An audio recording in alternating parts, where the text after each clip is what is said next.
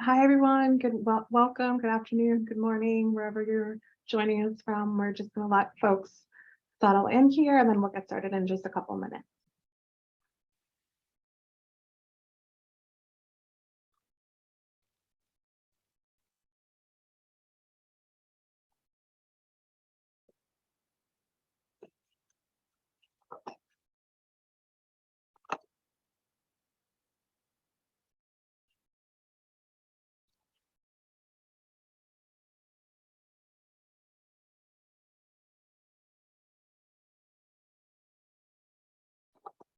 While we're waiting, please feel free to introduce yourself in the chat. Where you're joining us from.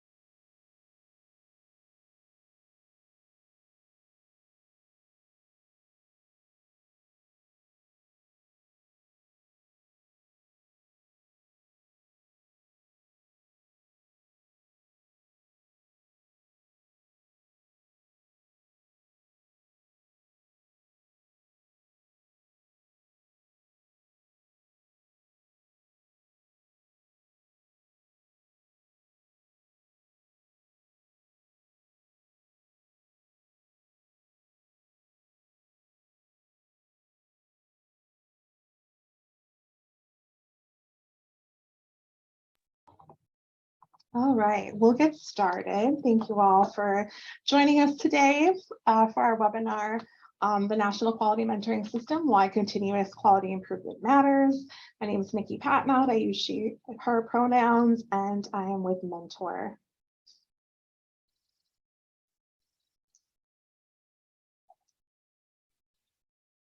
This webinar is brought to you by OJJDP and the National Mentoring Resource Center.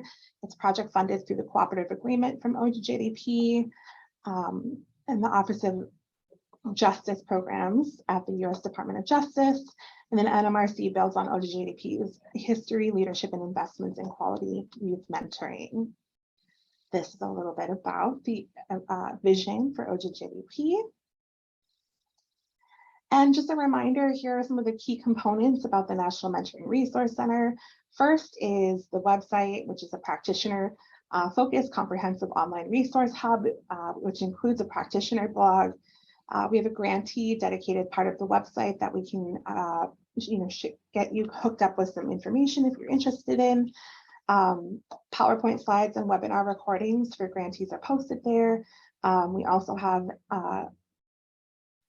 an OJJDP, any OJJDP dedicated webinars are posted there as well, excuse me.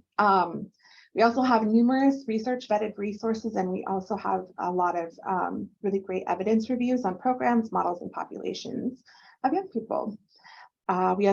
We have a research board, which is comprised of 26 plus mentoring researchers who review the evidence on key topics in mentoring and support the research to practice resources on our site to make sure everything on it reflects the most current evidence base, and that grantees and the mentoring practitioners have access to cutting edge research informed tools. And finally is the training and technical assistance portion, which enables you and your peers to request no cost technical assistance for your youth mentoring program. Mentor is the unifying champion for expanding the quality and quantity of mentoring relationships across the US. Mentor is the expert voice representing a movement that meets young people everywhere they are, from schools to workplaces and beyond. We believe that mentoring relationships can be a tool to drive equity and that all young people deserve caring adult relationships outside their family. That's why we work to create and expand connections for young people everywhere they are. Our movement honors, supports, and elevates positive relationships and everyone who mentors young people.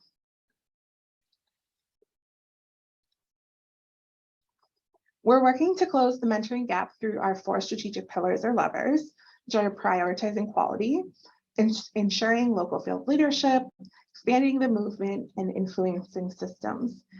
I'll give you one guess which one we're going to focus on today. Prioritizing quality. Not that hard. All right, so let's dig in. We are going to be talking again all about quality. That's the topic we're going to talk about today. So our agenda for the day is, let's talk about quality. What is continuous quality improvement? We'll dig into the National Quality Mentoring System and what it is. And then we'll talk about the Npms in action. There's also time at the end for questions and answers. But if you have questions along the way, feel free to either drop them into the Q&A area or the chat. I have 2 lovely folks who are helping me today with that, Khadija and Martha, who are going to be helping with monitoring questions along the way. I saw a question pop up early on, and Khadija handled it in the chat, but we will be sending out slides after this. And I believe recordings will also be sent out to folks who registered for this webinar. So please feel free to take notes if you'd like, but don't feel the need to have to like screen grab everything. You'll get a copy of the slides.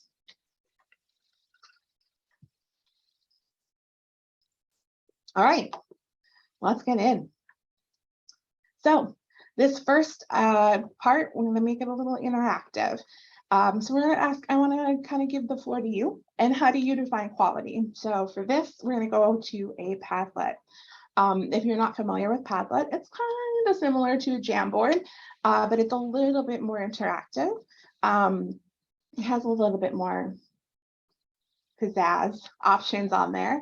We're going to put the link to join it in the chat, or if you have a mobile phone, feel free to scan the QR code here and you can join us there as well. I'm going to pop it up here so you can see it. And the question we have is, how do you define quality and why is quality important? So feel free to answer either of those questions.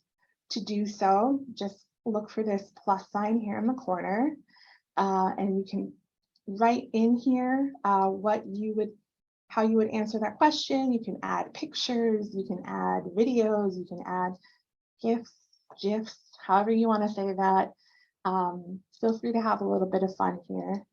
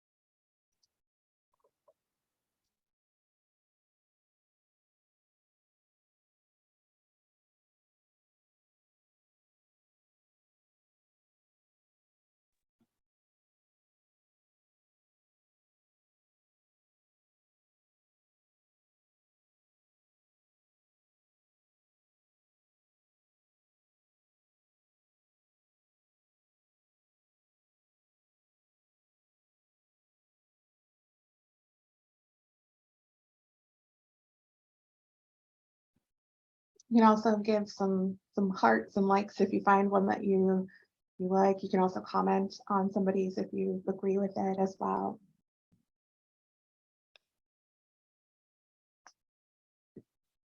Here's some good answers. Here's some great answers.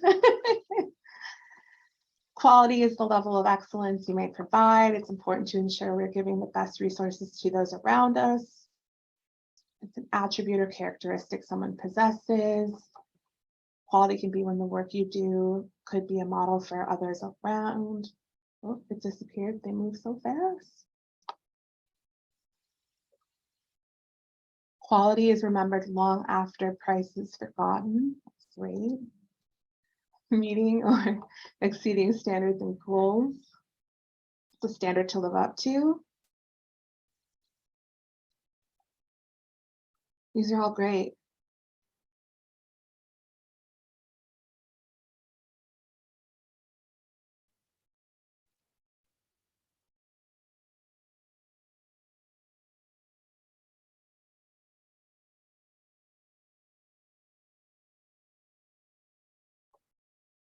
Love that. Has value. It's process, process, process.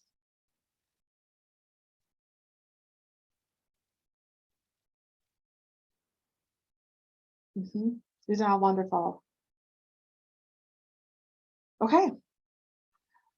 Please feel free to keep adding to this. We might come back to it at the end just to kind of see where we end up.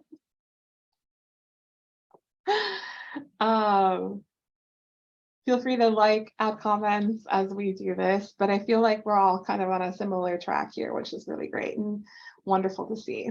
So I'm going to minimize this for now, and let's dive back in. All right, so why is quality important?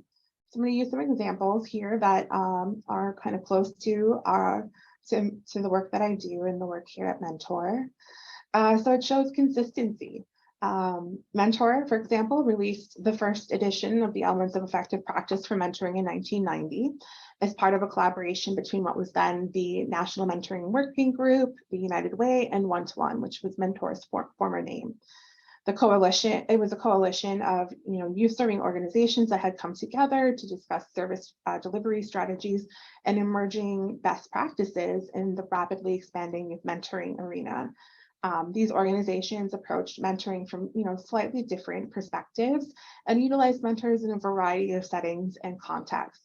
And to meet the need, they developed a set of guidelines or common principles to help guide the development of quality mentoring programs across the country and to support the growing field of mentoring professionals.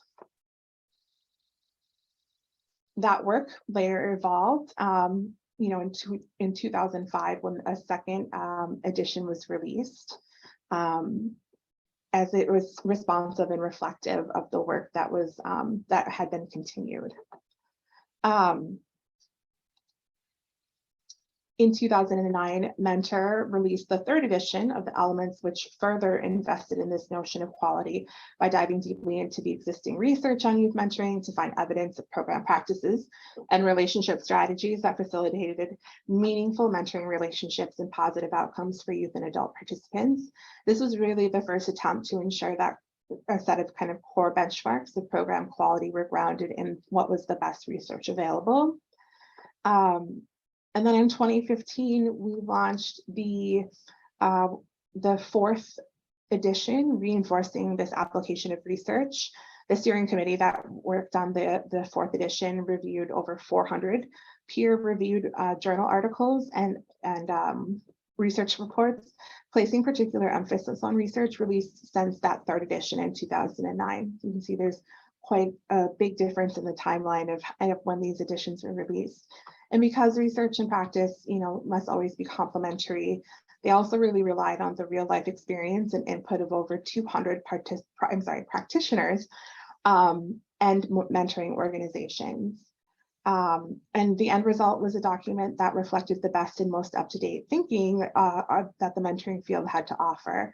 And it represented 25 years of evolution of Mentor in the mentoring field and the continuous refinement of practices aimed at ensuring mentoring relationships delivered on the promise of being a powerful powerful driver of support and opportunity for young people of all ages. It strengthens as this ethos continues into the elements today.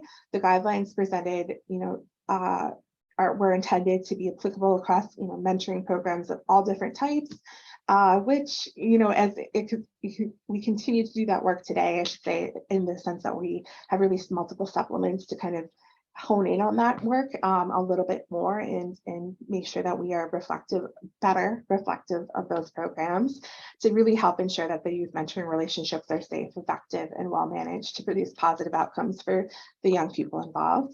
And it's also economical. And I'm going to put a little pin on that one, and we'll come back to that a little bit more later. So what is continuous quality improvement, or CQI for short? So when you think about continuous quality improvement, what do you think about? Compliance, competence, excellence?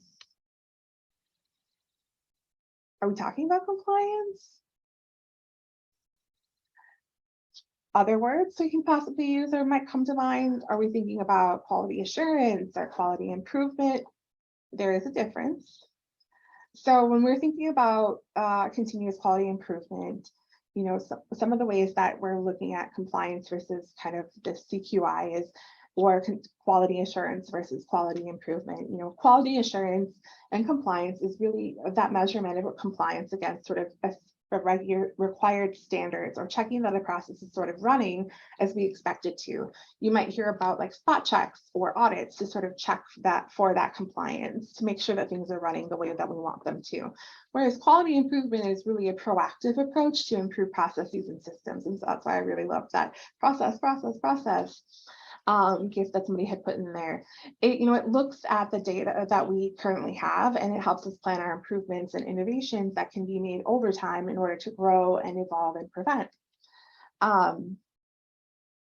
It's really important that we sort of see this as, compliance, competence, and quality and excellence is on the same continuum, and it is not as like an endpoint from one place to the other. It's not enough to just really check boxes and just say like, "Oop, great, we're done. We met all of these standards. We're good to go." Rather, they're the first steps on a journey towards improving the overall performance of programs. So, what is CQI? Defined, it is a systematic approach to specifying the processes and outcomes of a program, or a set of practices through regular data collection and the application of those strategies, change strategies that may lead to improvements or innovations in performance. It's data driven in that it involves, it uses data to instruct that change. It involves the contribution and collaboration between employees at all levels of an organization and management. It is proactive and not reactive. It's ensuring that something doesn't have to go wrong before we fix it. So in other words, it's letting you sort of foresee and deal with problems, with a problem before it actually has to happen, which is great. For those who are interested in kind of the history of CQI, it was first developed in the 20th century by Walter Shewhart. And he developed it as a means, again, of addressing procedural problems before mistakes could harm products that were in development. This process can be traced back to the 1920s and 1930s as kind of the beginning of CQI. I'm kind of a history nerd, so like that kind of stuff is very interesting to me, but I'm not going to go too far into that because not everybody's interested in that today. All right, so principles of CQI. Is at the kind of the core of what continuous quality improvement is all about, is that as an organization needs to be dynamic and always moving and always seeking continued improvement, and to institutionalize that as a dynamic character. So this means assuming that that this process is a part of the organizational culture, with everyone understanding and buying into it, encouraging and providing support to staff, volunteers, and participants for learning, listening to and carefully evaluating ideas from everyone, encouraging openness to change and experimentation with new ideas and strategies as we evolve as a field, acknowledging that problems are caused by processes and not people, which can discourage fear that staff might have, and blame in the employee hierarchy. And never being complacent and always being open to the idea that work can be done differently and better. Incorporating constant reevaluation, including feedback and ideas from young people and mentoring matches. And then always being aware of the original mission of our programs and not being afraid to change. While the mission, while our missions may change as our communities and circumstances do, it should nonetheless remain consistent with the principles and kind of the vision upon which our organizations were founded. So what's in it for me? Anybody want to throw in the chat, like why would we want to participate in a process like this? Or feel free to come off mute.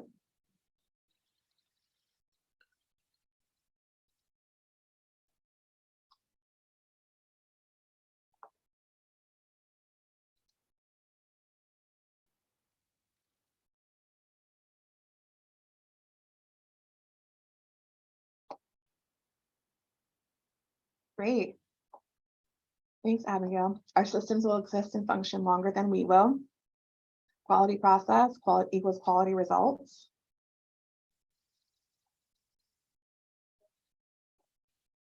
Excellent. Yeah, collectively we may improve what we do rather than acting individually. These are all great. Helps better my role and then better personally. Yeah. Ensure we have quality programming for young people. Of course, love these.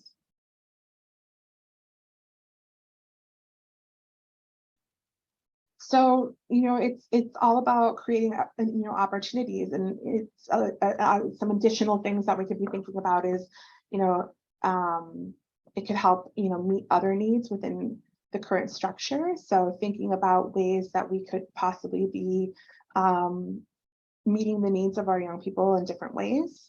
It's possible that we could, expand into other areas of the areas that we're working in, especially as our communities change. Yeah, more minds, more ideas. We could be collaborating better with the people that in our communities. We could be joining up and finding new partners in new exciting ways. Increased funding opportunities may become available from new sources. Collaboration with other groups leading to increased resources might become a prospect. And then, invitations or rewards offered to the organization or staff, good press, good marketing opportunities, that might result because people might see your organization as, as quality, as more legitimate, for lack of a better term. All things that are great motivators for people wanting to do this, in addition to just wanting to be engaged in this process and continuously improve. All right, how do we do it?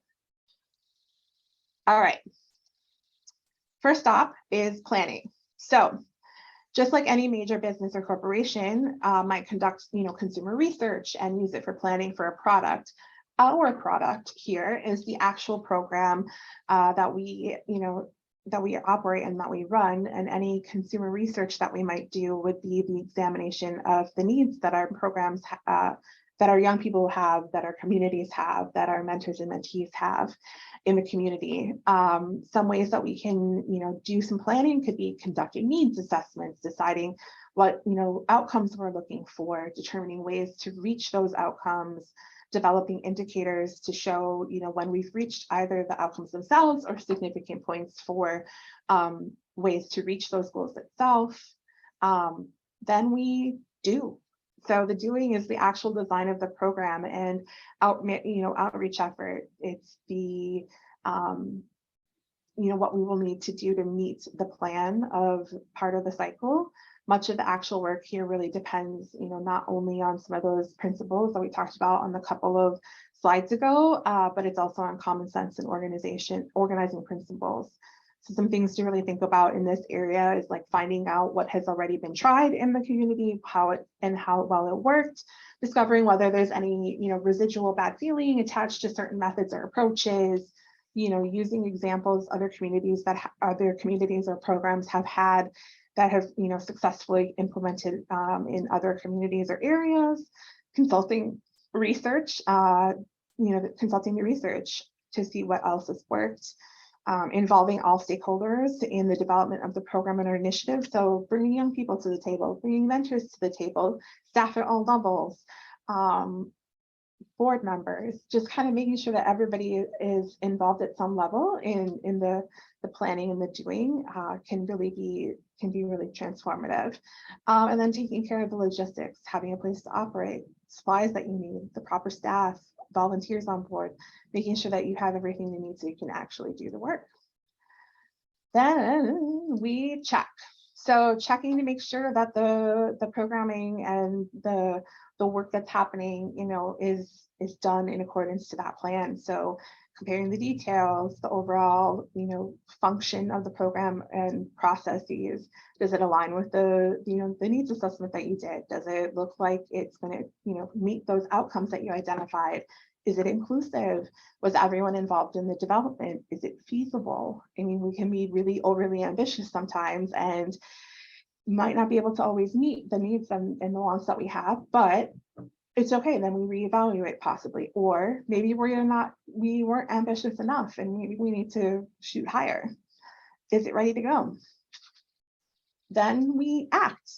So that's actually running the program and the initiative that you've planned, and to make sure that it works well. We need to think about some additional non-quality improvement standards. So making sure, again, everyone's involved and understands the process and the programming leading it up to this point, including the philosophy, the concept, how it works, how it's going to operate. Having everyone involved should be committed to making sure that every effort is made to bring about the success for this too. A program or initiative should never fail because people don't follow through or do their jobs. Disclaimer, that doesn't mean that you shouldn't expect mistakes to happen. It means rather that mistakes shouldn't happen just because people weren't trying or because they simply didn't bother to do something that they knew they had to do. Finally, we analyze. So we take a chance to kind of look back at what we're doing, evaluate it, try to improve it. Are our needs being met? What does it look like in conjunction with our original plan? Things to consider at this point. Does the program or initiative actually address the identified needs from step one? Are these needs the same as the original assessment were conducted? What's changed? Does the program or initiative reach or help participants reach those desired outcomes? Were the outcomes the right ones even? Is the plan in fact feasible? Like, do we have the tools and resources that we need to successfully implement the program that we want to implement? What else could we possibly need here? Is it accessible to participants? Are staff and volunteers able to do their jobs without having to work through exhaustion or beyond reasonable expectations? Is the program or initiative accepted by the community or other organizations? There's so many questions that you could think through here. And then you do it again. So your analysis should naturally lead back to a new planning sessions, and where necessary lead to rethinking and reworking the program or initiative, or even the task of the organization itself. So this is where that continuous part comes into it. So we are always evolving and always moving, and that's kind of what this process is meant to be. So one example that we have of that is the National Quality Mentoring System. So the Nqms, the National Quality Mentoring System, or the Nqms for short, is a free tool, online tool that mentoring programs can access to self-assess their current program practices. plan stage. The Npms offers, mentoring programs an opportunity to reflect on what their current practices are, and then work toward adopting those mentoring evidence-based standards and procedures. All the while, the goal is to kind of develop a work plan. So that's kind of that process piece of it. It highlights strengths, and it creates kind of that culture of learning and continuous improvement within an organization. So the mentoring programs participate in the Nqms by completing the online self-assessment. They meet with a trained Nqms reviewer to kind of go over the assessment, kind of get a good view of like what the program, where the current program currently is. Then they work together to develop, they co-write, adopt, and work on an improvement and innovation plan to kind of help set themselves up for what are some of those things that they can kind of put into place to kind of help them act and plan and do some things. And then they re-engage in that process every 3 years. So the Npms process itself is a little bit longer for a CQI process, but the Npms process, as we continue on in the few slides here, you'll see it's a pretty in-depth process, and it's designed that way because we want to make sure that as programs are engaged in it, that they are buy into that continuous improvement. So 92 is the magic number here. The Nqms is divided into 3 major sections and 22 minor sections that lay out 92 assessment items. Program design and management, program operations, and program evaluation. Design and management includes tasks and responsibilities associated with managing a program. These include establishing a leadership structure, hiring and retaining staff, managing finances, maintaining accountability, marketing, and advocacy. Next is program operations, and this includes all elements of a mentoring program related to participants and match relationships. And this is really the heart of the Nqms in the sense that it contains all of those main sections of the elements of effective practice for mentoring. So this includes recruitment, screening, training, batching, monitoring, and closure. And then finally, evaluation, and this includes setting goals, tracking programs and data, collecting outcome info, reflecting on findings, and using that info to improve programs. All right, so Nqms defined. The Nqms is all about continuous improvement. It is a path for every program is unique and enters the process in a very different place, yet the goals are all similar. Yet the overall goals are similar, I should say. It's cyclical, in that it takes place every 3 years. It's flexible and accommodating, so no 2 programs go through the process the same way. And it's focused on those individual programs, practices, and processes. The Mqms is not program accreditation, so it's not like a one and done. It's not a final answer, so you don't go through the assessment and it's like check off and we're good to go. It's not that one-time evaluation. The assessment serves as a way to kind of do kind of like a needs assessment, but it is kind of a way to just sort of look and take a really good snapshot of what your program looks like in that moment in time, and then work with one of our trained reviewers to kind of be like, okay, this is where we are now. This is where we'd like to be in 3 years. And how can we get from point A to point B? What are some of those things that we can do along the way that we can help kind of get to where we want to be? It's not necessarily for startup programs because some of the questions that we talk about, it's hard to talk about in that review, talking about program recruitment with folks who haven't actually, mentor recruitment or mentee recruitment, who actually haven't recruited any mentors or mentees. It can be difficult to talk about, how you've been measuring your outcomes and how that's evolved over time if you haven't necessarily had any of those either. So we always recommend programs have at least a year of programming under their belt before they engage in the Mqms process. And it's also not a public reporting system. It's not meant to be a way to sort of rank or score programs. We don't have a list somewhere that says, like this is the top mentoring program in the country. The results are for your program only and remain between you and your reviewer, and are meant to help your program improve and innovate over time. So roles within the Mqms for programs, that's committing to assessing their practices every 3 years, working towards quality improvement and innovation goals. And then for our TA providing organizations, TAPO for short, and our Npms reviewers, their role is to really provide that coaching and support through the process for folks, and then to provide resources and expertise.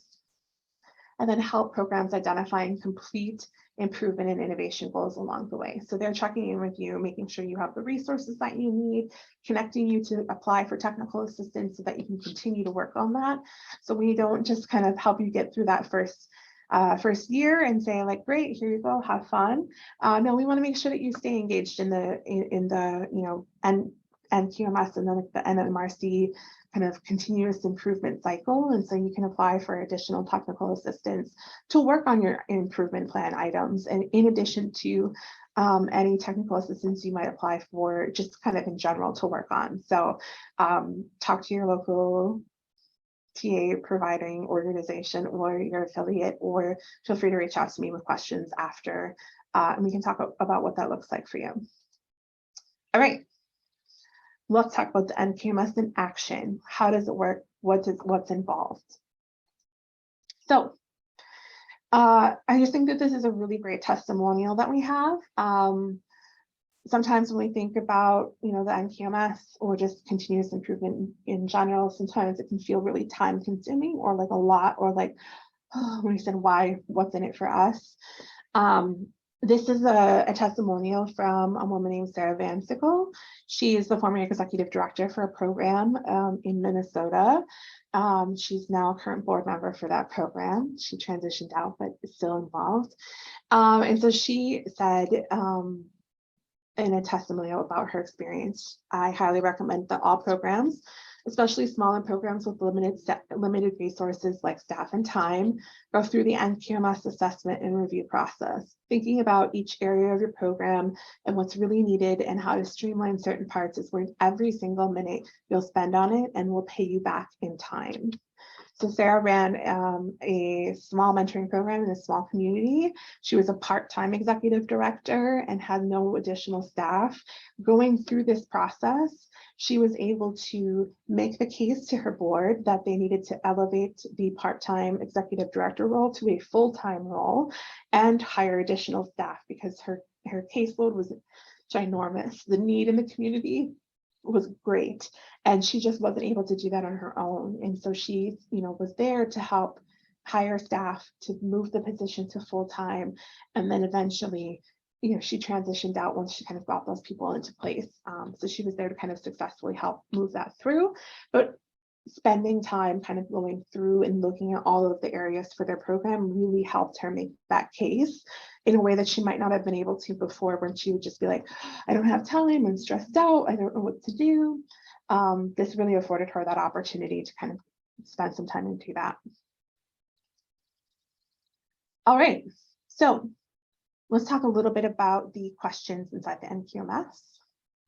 So questions are structured in a way to solicit a yes/no response from programs. So for example, the first question asks if your program has a mission statement. The program can answer yes or no or not applicable.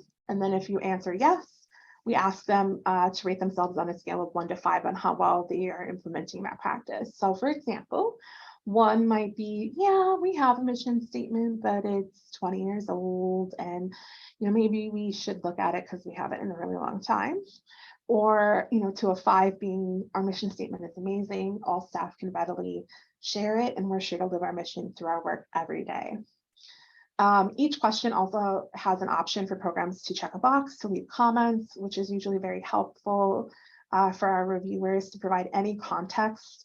It's really helpful to, if they have any clarifying information that they'd like to share about an answer that they give.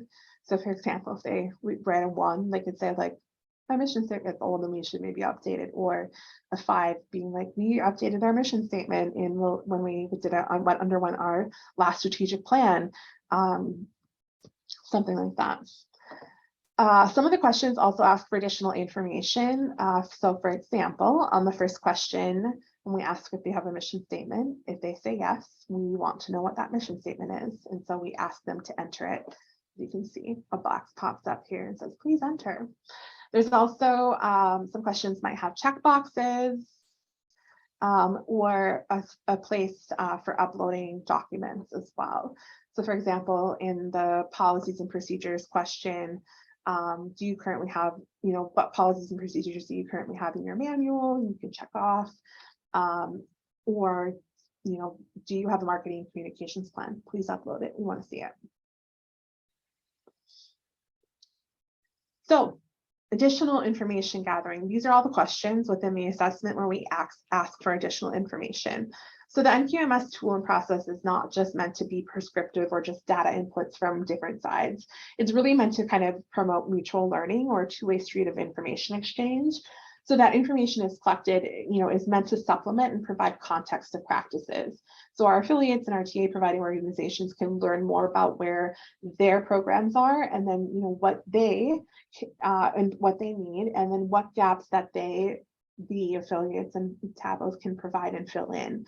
The collection of evidence, provides information about critical practices and spurs the creation of new resources and sharing of innovative ideas. So for example, I used to work at one of our affiliates, and we found that with our affiliate, looking at our data, we realized that a lot of our programs were ranking their marketing plans as pretty low, or they didn't have one in place. And then through the review process, we were finding out that programs, just were really confused about how to do parts of things. And they were, they asked for, do you have any templates or do you have any tools for us on how to do this? And so we as the affiliate, we secured a pro bono contract with a PR marketing firm. And we were able to work with them to develop a PR toolkit for mentoring programs specifically. And so it had from the view of a mentoring program, how to do a radio pitch, how to do an op-ed, how to a webinar template, how to do all kinds of really great things, but from a mentoring program lens. And so we had that available for all of our mentoring programs, and eventually we shared that with the country as well for other folks to use, but not having not having that information in front of us, we weren't able to have that to pull that and then put that into place for stuff. So why do we ask for different things for different questions? So some questions ask for uploads versus checklists. For an upload, it just makes it easier for the reviewer to verify and review vital information and provides context. So looking at an org chart is really quick for us to kind of look through things, really get kind of a really good idea of who's in the organization.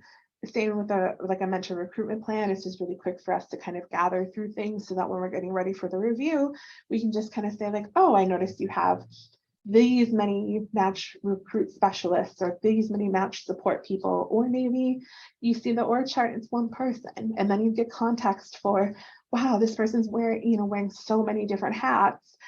This is why maybe they ranked themselves this way in all of these questions. Okay, I'm going to structure my questions and maybe bring resources for this. A checklist allows reviewers to kind of dig deeper on key items or more technical issues that keep the process moving along. So when we get into like the evaluation section, when we're talking about outcomes and indicators for success, what are you measuring? What are some of those things that you're considering? And then there's a list that folks can kind of tick off, and then it helps us go, okay, some of these things aren't, or maybe they all are, and then it helps us have an idea of like, is the program measuring too much? Is it overwhelming? Is that maybe why they don't rank themselves really highly in these things? And then an enter statement, there's only that one for mission, and that just puts it out front, no guessing. Questions about any of this? I promise you there's a question and answer part at the end, but this is a lot of information that I just kind of threw at you here about this. Looks like we have a hand raised. Alicia, go ahead. Hi, my name is Carolise, and I'm with Alicia Stromy. Okay. We're the same organization. We were in contact with technical assistants last year, and then I requested some this year again. So we're set to talk about recruitment. Yeah. Are all of this, what will this be like? Worksheets or all of these tools, are they available in the website once you create an account? So do you mean resources to kind of help get ready for the NQMS or for No, the all NMRC? of these resources that you have on the page, are they available on the website once we make an account? So these are, so this list here on the screen is the list of information that people have to upload or enter into their NQMS assessment. So we do thankfully have a list on the NMRC website. We do have a lot of templates and resources for these items. We are in the process of updating that list to have it be more, to be a little bit better.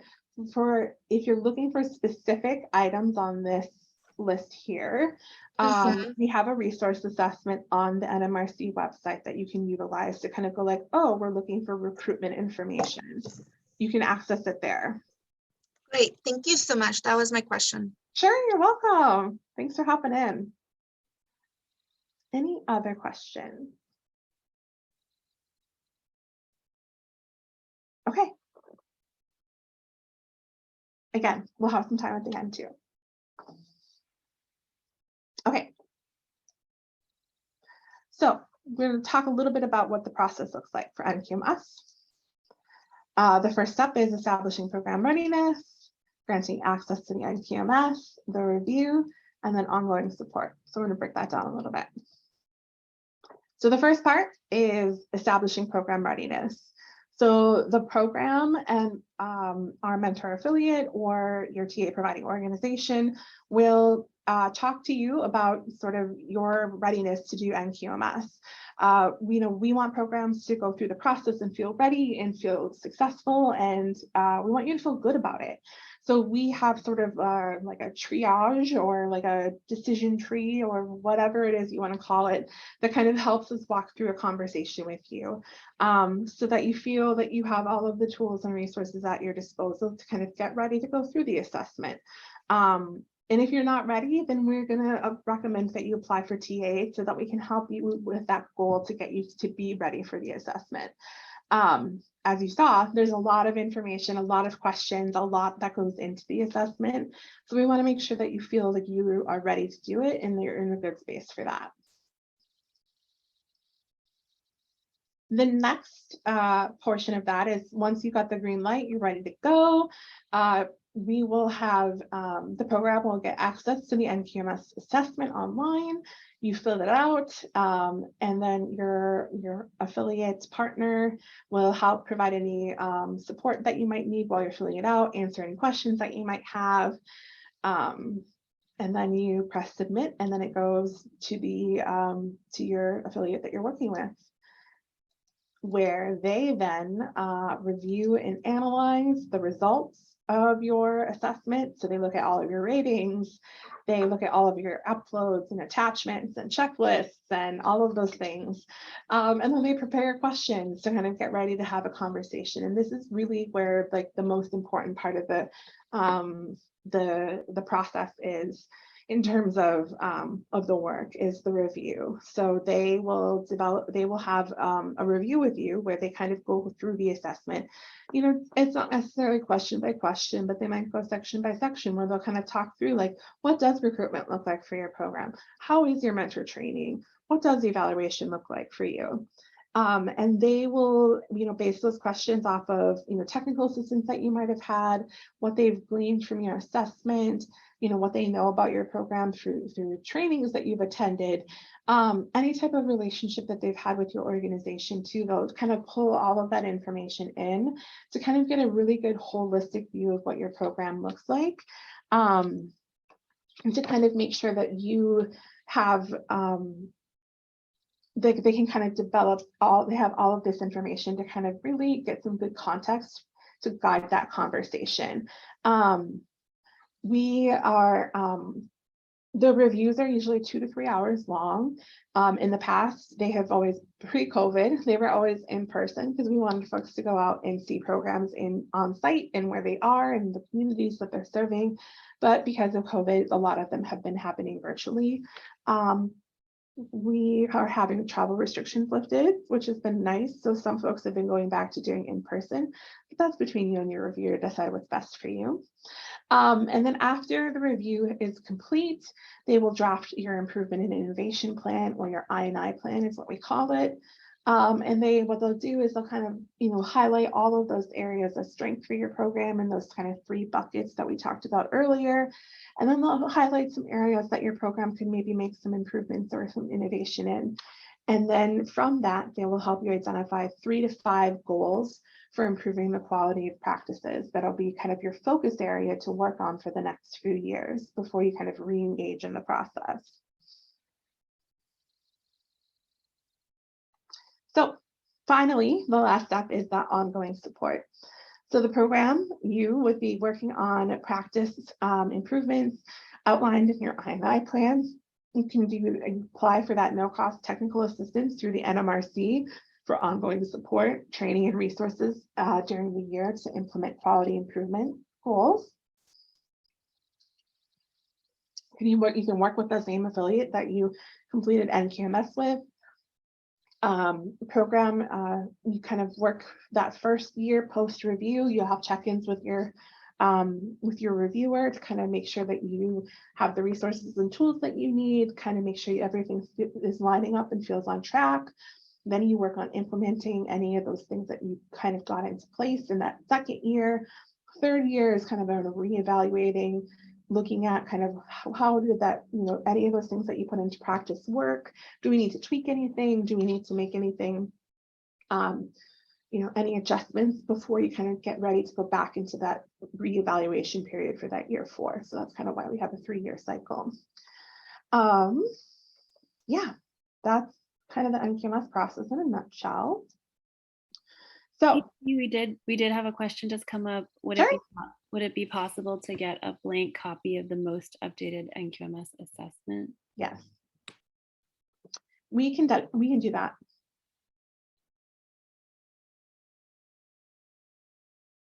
I will make sure that those questions can get included in the materials that we send out after. Oh, went too far ahead. All right, so benefits for Mqms. So our affiliates and TA providing orgs get this question asked the most often. So why should we participate in the Mqms? So the short answer to that is that it really helps programs better understand their strengths and areas for improvement. It helps the program articulate what quality mentoring practices are when speaking with their stakeholders, whether that is a potential mentor, funder, or even elected officials. In a field test study that we worked on with some researchers across the country, it was completed in 2013 and through 2018, kind of the 2 predecessors that led to the development of the National Quality Mentoring System. They found that mentor exposure to practices identified, or best practices in the mentoring field, were consistently associated with mentor-reported relationship quality and volunteer experience. Meaning when mentors indicated that they had experienced more or better expectation setting through pre-match training, matching based on preferences and supervision, they reported having higher levels of satisfaction and investment in the mentoring relationship, even in the face of alternative uses of time.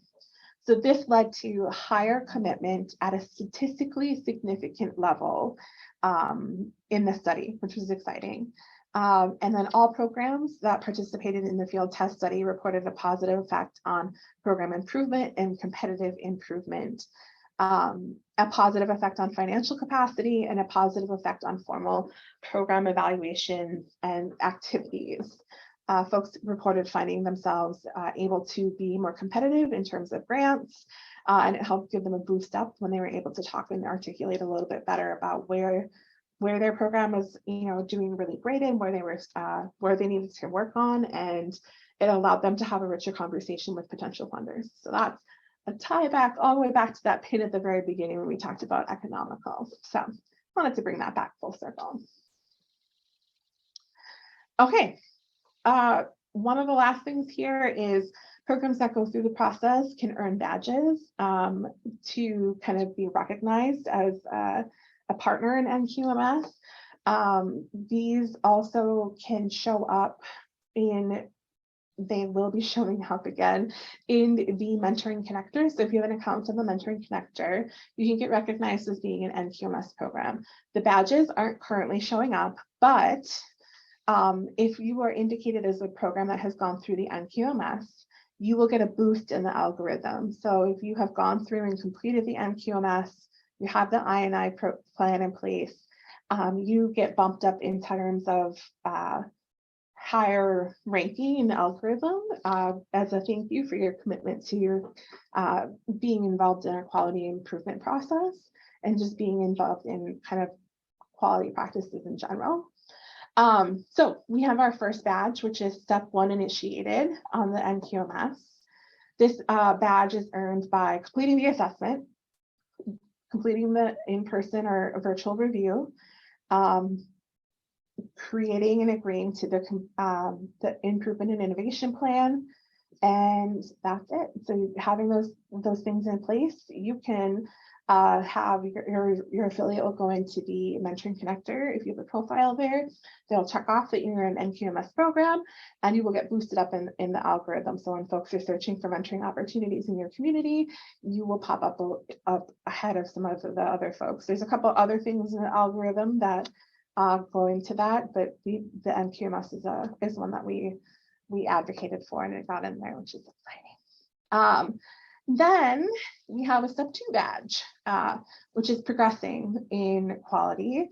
And this is for all of those same things that we said above, but this is for folks who have completed those 3 to 5 goals that were identified in their plan.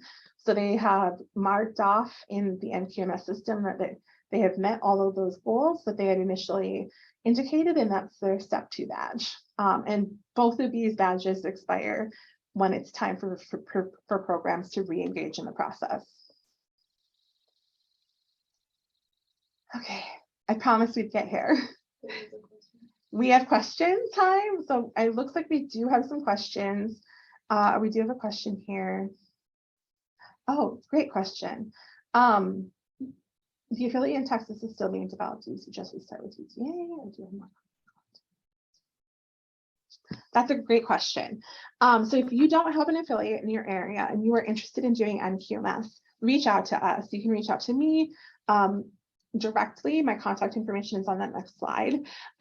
Definitely apply for technical assistance if you're interested. But if you're interested in doing the NQMS, what I can do is I can match you with one of our affiliates or TA providing organizations that has the capacity to take on folks from out of state. So we do have some providers who are servicing or working with programs outside of sort of their geographical interest or area, I should say, and have the capacity to do that. And we'll support you through the process because we want to make sure that we're reaching everybody and we don't have 50 state coverage. So we have some folks who have the ability to do that. So please don't feel like you can't engage in it if you don't have an affiliate.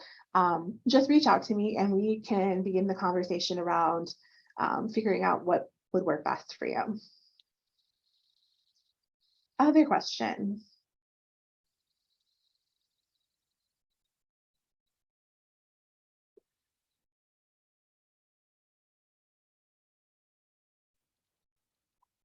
No?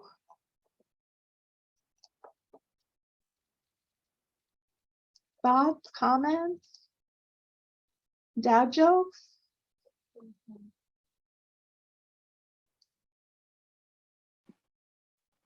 Yes. If you aren't sure where you want to start or where you need to be, please feel free to reach out to me. I'm happy to have a conversation with you. Definitely. Again, on the next slide is my contact info. Let's talk. If you've done Npms in the past but don't know how to log in, how can we do that? Oh, great question. Reach out to me as well. Because I have access, I can look up and see who's the contact that's listed on your site or associated with your account. We can quickly create you a new one and associate it to you versus whoever the last person was. If your program has already completed one, we'll just redo that versus having somebody else. There, I'll put my stuff up here so that folks can have that. So we can make sure that we get you associated with that account so you can see that historical data of previous assessments so that you don't feel like you have to recreate everything and start over. Do you happen to know if you haven't worked with other AmeriCorps programs in the past? Casey, could you speak a little bit more to that? Do you mean programs run by AmeriCorps members or?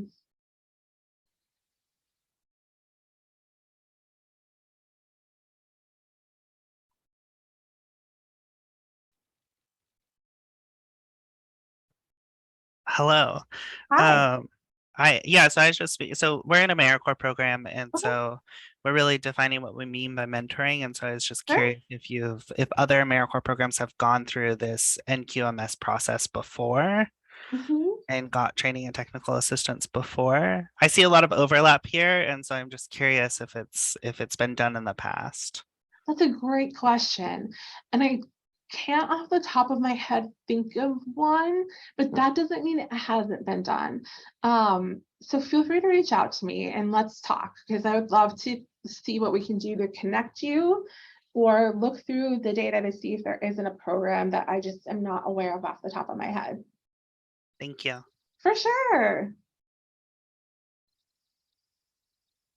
Okay. I'll hang on the line in case there's some other questions that folks want to have, but I will say thank you all for coming and enjoying the webinar. Hopefully, please feel free to email me if you have questions. I'm happy to have a conversation about where to start. Is it appropriate? Connect you to your local resources if you are interested. Just answer questions about the NMRC, the NQMS, how they relate to one another. Or if you just want to chat about CQI and NQMS in general, happy to do that as well. Please feel free to email me. We can get in touch that way, set up a phone call if you'd like, or a Zoom, whatever. Or if you're local in the Boston area, please feel free to, we can meet in person too. That's awesome as well. Have we worked with e-mentoring organizations? Yes, we have. We've worked with definitely with a few, and they've gone through the NQMS process successfully. So definitely can make that happen. Thank you all for coming. I'll hang on the line. We can still answer some questions. But other than that, feel free to go and enjoy the rest of your day. I really appreciate you joining us today. This is the last of the website or webinars through the NMRC and OJDP partnership through this grant cycle. We look forward to having some additional webinars for you, hopefully in the next grant cycle as well. Thank you so much for your time today. Enjoy the rest of your day, and I will be on for a few more minutes. Okay.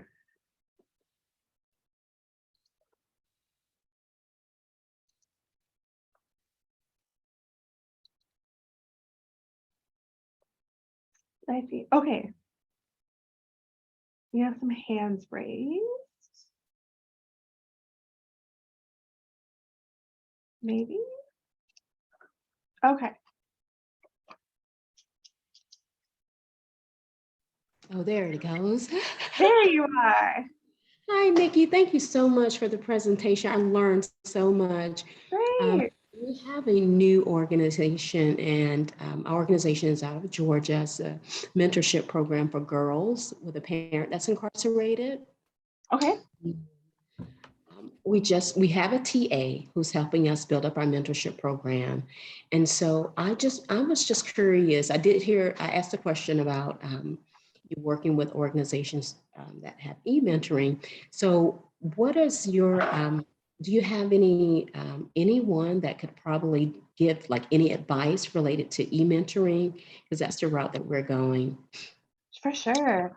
I do have a program that I could probably connect you with, just because it's a program that I know and I worked with back in my affiliate days, but I could also do an ask out to our providers to see if they have other ideas for folks to work with. So if you want to reach out to me and just give me just that blurb again about your program, I'm happy to put an ask out to our providers to say, hey, does anybody have anybody else in mind? At the same time, I will reach out to the program that I did work with, that I helped through the Nqms process a few times actually, and see if they'd be willing, which I'm sure they would, to chat with you. So feel free to let me know. Thank you so much. I'm about to email you right now. Do it. Do it. I'm happy to help. Thanks again. Have a wonderful day. Thank you. You too. Bye-bye. Hi, Nikki. Hi, Joyce. Hi. So I'm with Visions to Opportunity. We're in Hempstead. Okay. And I am starting from the very beginning. Okay. So I'm coming in at square one. Sure. I don't know how to begin, but I will be sending you an email. The Please. information that you provided today was excellent. I didn't speak because I feel like I'm a novice, but I don't, but I do know that we need the assistance. Sure. And we need to begin the process. So I will be sending you an email. That's why I didn't ask any questions, because I'm like, I don't even know what to ask. Yeah, feel free to reach out. I'm happy to talk with you. As somebody who's brand new, what we can do is we'll get you on track to kind of get you ready and kind of we'll put you in some technical assistance probably to kind of help with the end goal, or I shouldn't say end goal, on track to get you ready to do Nqms. So what we'll do is we'll partner you with somebody who is really great at doing that. So yeah, email me and I'm happy to have that conversation with you, because we have some really, really great providers who do that in all of their technical assistance, which is really great, as they help programs kind of get ready to go, and having that in mind from the very beginning is really great. Great. Do you have partners in Nassau County? Do you have someone in Nassau County in New York? Oh yeah. We have Mentor New York, which is a fantastic organization, and they're one of our great partners in our Nqms work. And so we can really quickly make that connection. And if they know that that's your goal, they can definitely work with you on that.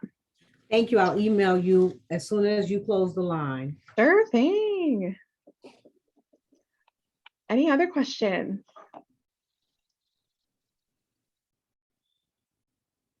Okay. Again, feel free to email me. I will look forward to those who said that they would. Otherwise, have a great rest of your day. I will talk to you all soon. Bye. Thank you. Bye.